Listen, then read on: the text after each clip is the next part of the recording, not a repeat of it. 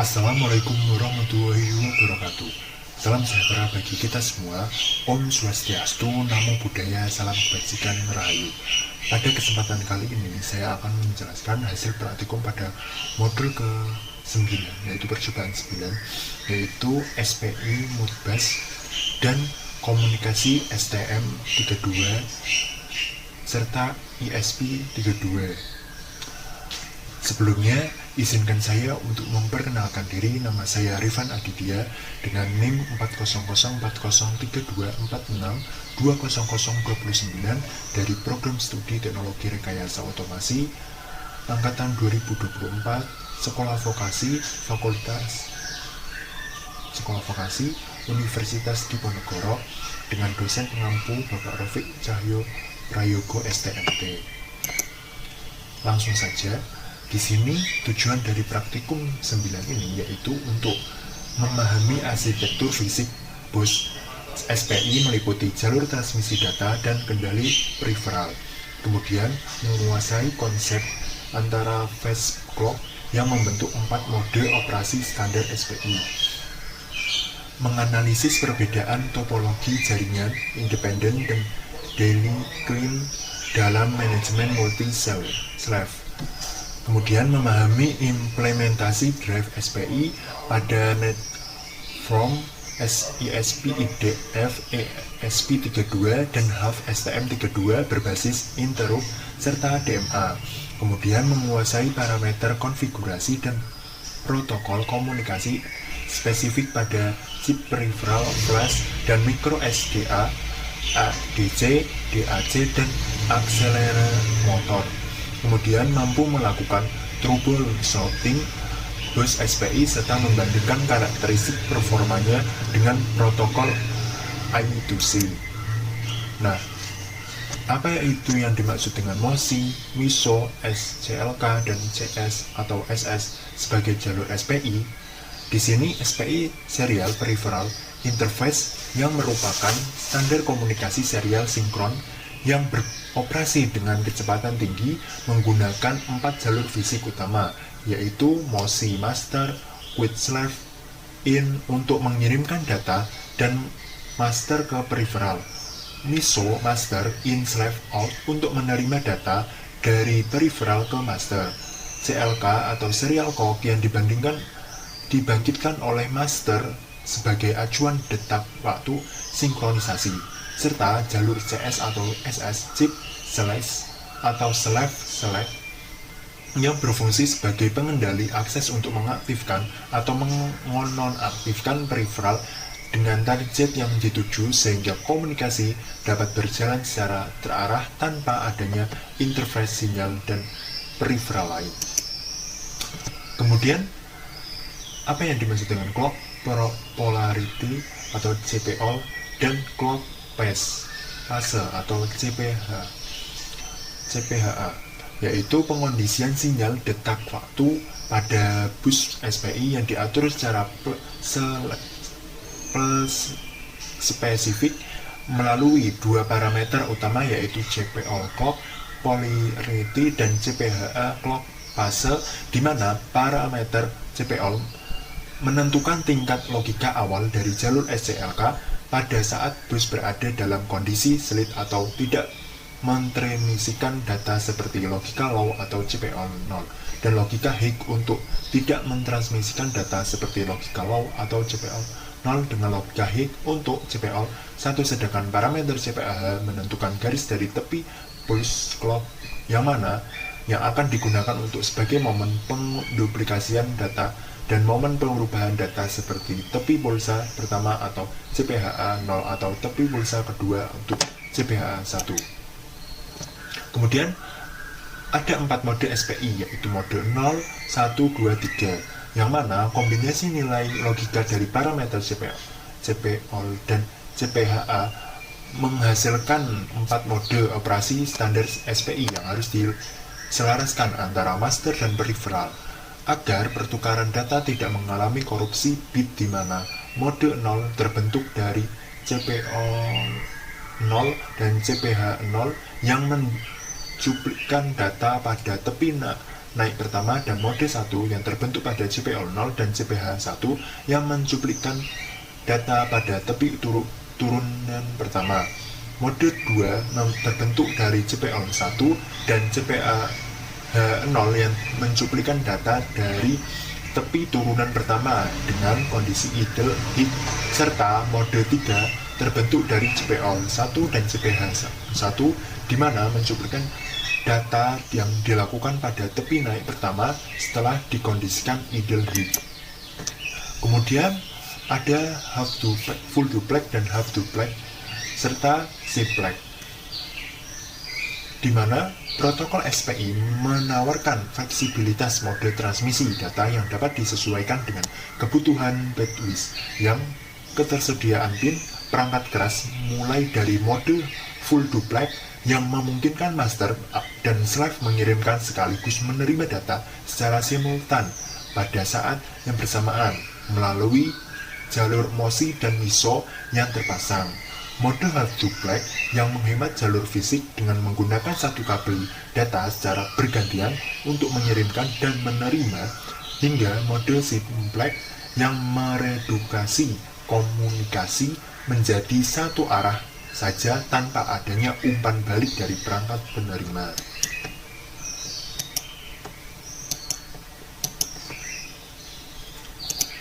Kemudian chip slip dan CS aktif atau low untuk multi-slave, yang mana manajemen interkoneksi kebanyakan peripheral slave pada bus SPI umumnya memanfaatkan karakteristik jalur chip select yang dikonfigurasi dengan sifat aktif low yang berhenti. Berarti master harus menerima tegangan pada pin CS perangkat atau slave tertentu ke logika low atau ground untuk memulai transisi dan mengaktifkan internal buffer perangkat tersebut, sementara seluruh peripheral slave lain yang jalur CS-nya tetap berada pada logika high agar mengabaikan pulsa clock serta menahan pin MISO mereka dalam kondisi independen tinggi atau floating agar tidak mengganggu jalur data yang sedang aktif. Kemudian ada Destiny Chain dan Phase Independent CS, yang mana dalam pendesain topologi jaringan multi-slave yang pengenahan sirkuit dapat memilih antara metode independent CS yang mengindikasi satu pin GPIO master khusus untuk setiap slave sehingga jalur data terhubung ke peripheral umum, atau membutuhkan banyak pin digital dalam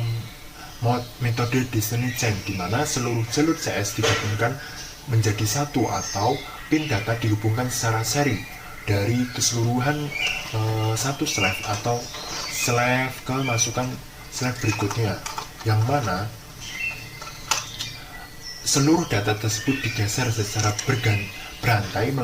melewati semua peripheral, yang mana metode ini sangat efektif untuk menghemat penggunaan pin GPIO pada master saat menghadapi pulsa register yang digeser atau berderetan banyak.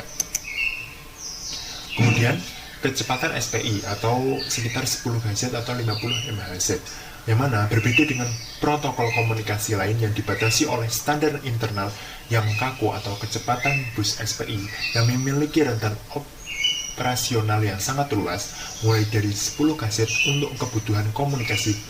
berdaya rendah atau debugging jarak jauh, sehingga menembus kecepatan 50 Hz ke atas pada implementasi perangkat keras modern yang idle, di mana kecepatan ekstrim ini sangat dicapai karena lapisan fisik SPI tidak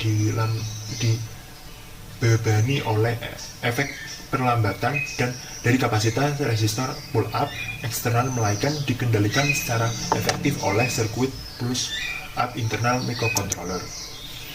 Kemudian ada STM32 SPI HAL dan register serta DMA maupun interrupt, yang mana implementasi bus SPI pada ekosistem STM32 didukung penuh oleh driver hardware abstraction layer yang mengabstraksi konfigurasi register penting seperti SPI CR1 dan SPI CR2 untuk mengatur bab pattern serta ukuran data di mana pengembangan data memilih mode pemrosesan berbasis interrupt untuk menangani transfer data antara latar belakang tanpa memblokir eksekusi program atau mengintegrasikannya dengan fitur DMA atau Direct Memory Access untuk mengalihkan larik data berkapasitas besar dari memori RAM langsung ke peripheral SPI tanpa melibatkan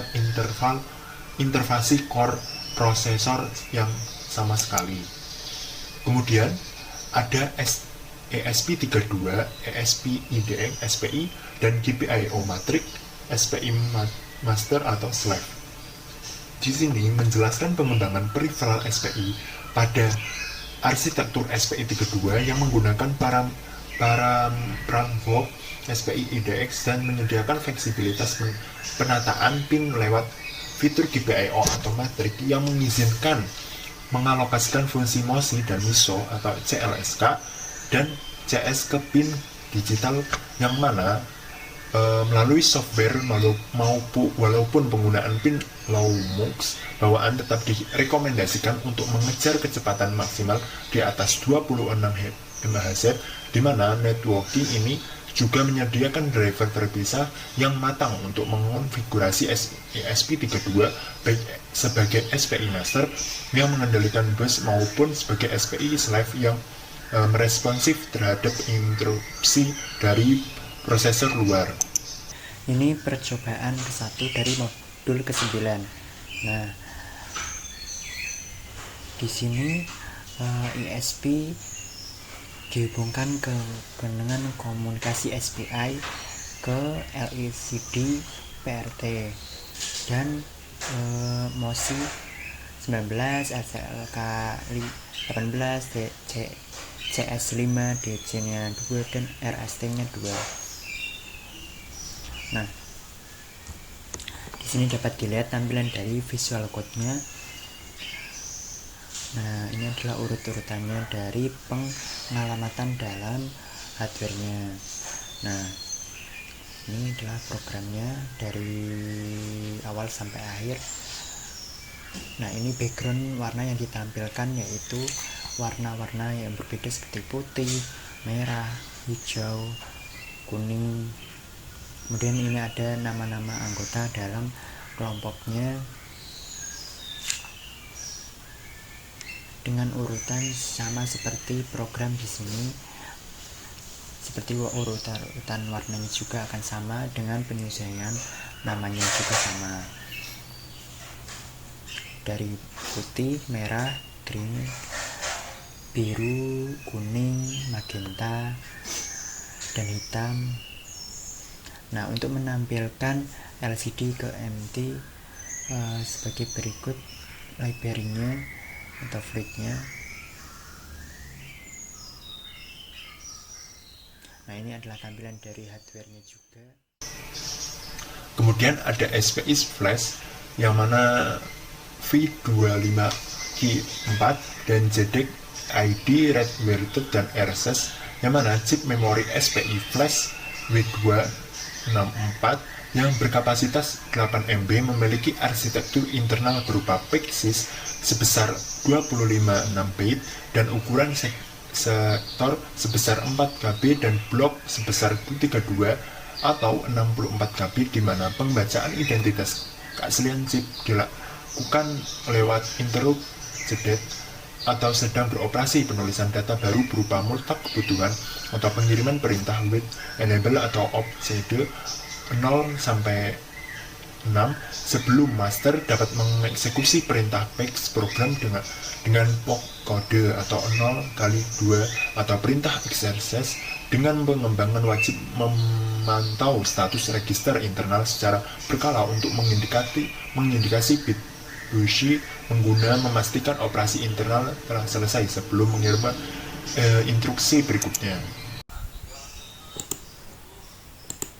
Nah, ini adalah hasil percobaan yang kedua atau codingan dari SPI percobaan kedua. Nah, di sini masternya adalah ESP dan slave-nya adalah SPTM. Nah, jadi saat ESP menampilkan pesan hello world kepada STM32. Nah, serial monitornya akan menampilkan hello world atau tampilan pembacaannya. Nah, ini adalah tampilan dari visual code-nya. Codingannya sebagai berikut. Kemudian di sini adalah gambaran rangkaian. Kemudian dilanjutkan ada micro SD card atau SPI mode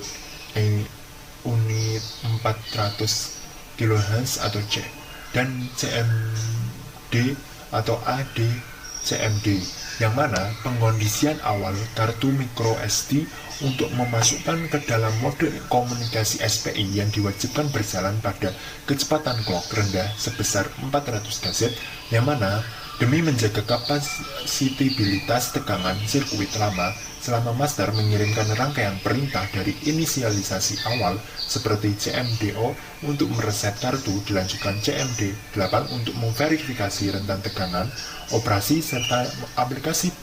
perintah khusus atau ACMD41 untuk mengaktifkan proses inisialisasi internal kartu, di mana setelah kartu memberikan respon siap ataupun ready, kecepatan clock SCLK boleh dinaikkan secara drastis sehingga mencapai 10 MHz ke atas untuk mengeksekusi transfer blok data yang memiliki ukuran standar sebesar 52 bit per sektor. Kemudian ada SSD 106 oleh SPI dan CS DC maupun Respin. Di sini mode tampilan grafik layar OLED berbasis chip SSD 1306 yang dikonfigurasi menggunakan antarmuka SPI membutuhkan kendali tambahan dari luar jalur data standar berupa keberadaan pin CS chip select yang membuka akses bus pin DC data commanded untuk membedakan secara instan apakah bit yang dikirimkan oleh master merupakan sebuah parameter instruksi konfigurasi atau berupa data physical metal yang akan ditampilkan ke layar serta pin reset yang dikendalikan oleh software untuk menginisialisasi ulang kondisi internal controller OLED pada saat awal sistem dinyalakan guna untuk menghindari tampilan acak atau noise grafik. Nah, di sini adalah percobaan yang ketiga, yaitu pembacaan kartu SD card atau SIM card. Nah, ini di sini adalah tampilan dari hardware-nya, yaitu SIM card-nya sebagai berikut. Kita menggunakan memory card, kemudian ada ESP32, kemudian di sini adalah programnya. Yang ini adalah tampilan dari serial monitornya. Nah, dapat dilihat yaitu membaca atau penyimpanan hasil. Selanjutnya ada MCP 3008 ADC 10 bit 8 channel SPI RED format, yang mana peripheral converter analog ke digital MCP 3008 merupakan chip ADC 10 bit yang menyediakan 8 saluran masukan tunggal yang beroperasi menggunakan spesifikasi SPI mode 0, di mana proses pembacaan data tegangan pada saluran tertentu membutuhkan pengiriman paket konfigurasi sebanyak 5 bit yang berisi bit start pilihan mode single ended atau diferensial serta bit seleksi nomor channel yang dituju oleh chip akan pengembalian respon berupa data digital 10 bit yang terbungkus di dalam format transfer 2 bit data untuk kemudian dikonversi oleh master menjadi nilai tegangan fisik yang presisi.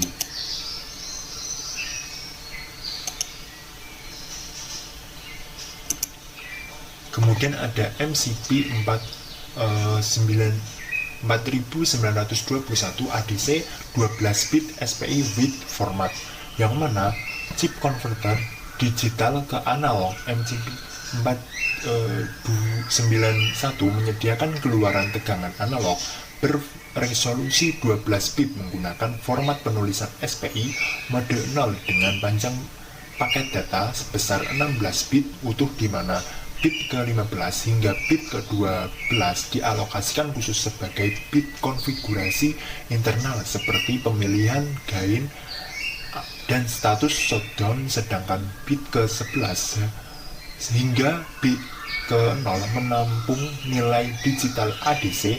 yang akan dikonversi sehingga rumus tegangan keluaran analog yang dihasilkan pada pin Vout secara matematis ditentukan oleh nilai ADC data dibagi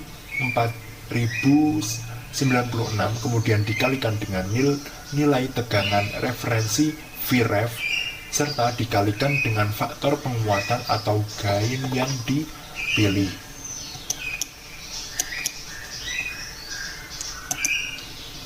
Kemudian ADXL 345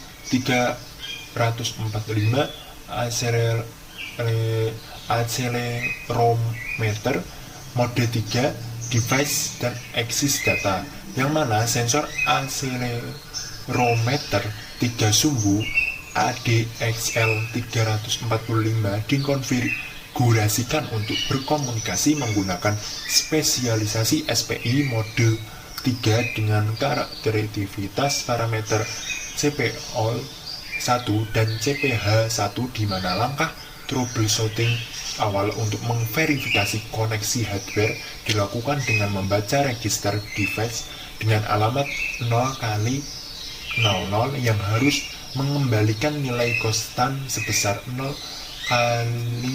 E5 sebagai tanda pengenalan chip yang valid sebelum master dapat mengaktifkan mode pengukuran dan membaca data akselerasi sumbu X, Y, dan Z yang tersimpan dalam format data digital 16 bit duos kompleks untuk mempresentasikan nilai kecepatan gravitasi negatif dan positif secara akurat. Kemudian ada error recovery dan bus troubleshooting. Di sini, masalah kegagalan komunikasi pada bus SPI umumnya bersumber dari distorsi bentuk gelombang sinyal akibat efek kapasitas jalur sirkuit yang terlalu panjang atau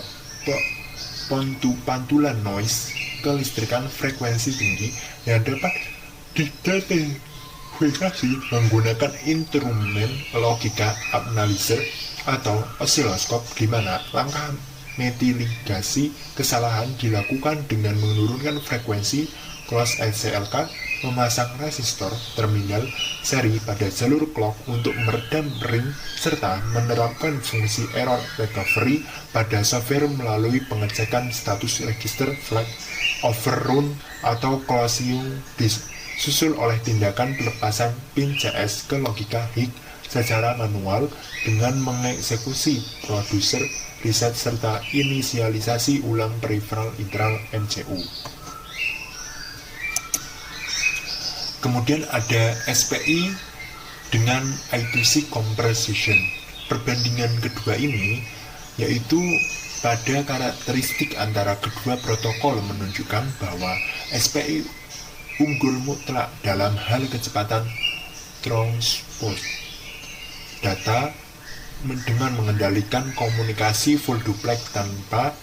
beban overhead atau protokol yang besar, serta mampu dipacu hingga puluhan megahertz, namun mengorbankan efisiensi ruang karena membutuhkan jumlah jalur kabel yang lebih banyak seiring bertambahnya peripheral slave.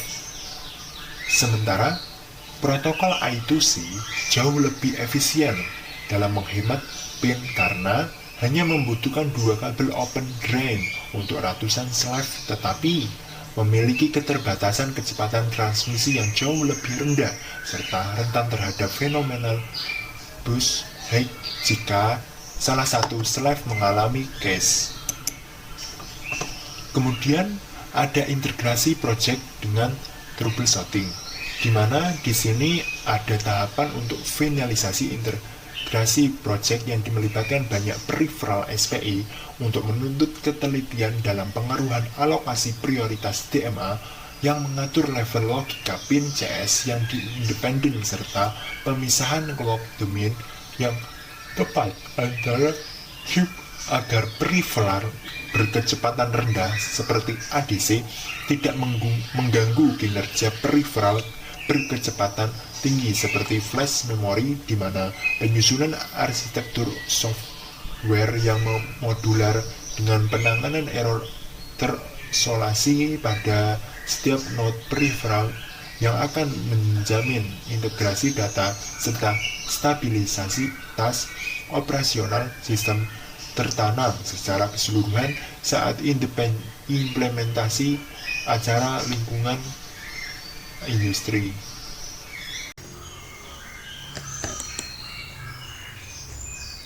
Nah, di sini adalah hasil percobaan yang keempat, yaitu dengan micro SD dan TFT atau LED TFT.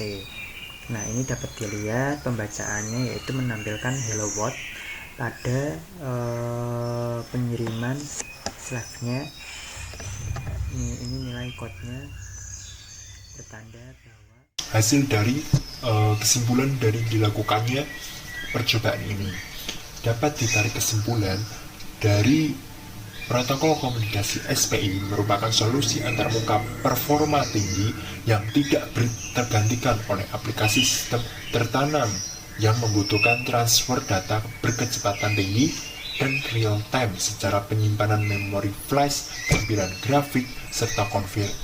konversi data analog ke digital, di mana keandalan implementasinya yang sangat bergantung pada ketepatan dan sinkronisasi parameter mode clock atau pengaturan topologi kelistrikan, jalur fisik sirkuit, serta kematangan penulisan driver software microcontroller dalam mengelola fitur interupsi dan interrupts pada DMA guna mencegah terjadinya latasi atau korupsi data di lapangan. Mungkin sekian yang dapat saya sampaikan, kurang lebihnya saya mohon maaf. Semoga apa yang saya sampaikan dapat bermanfaat bagi kita semua, memberikan ilmu baru, insight baru. Sekian, terima kasih. Wassalamualaikum warahmatullahi wabarakatuh.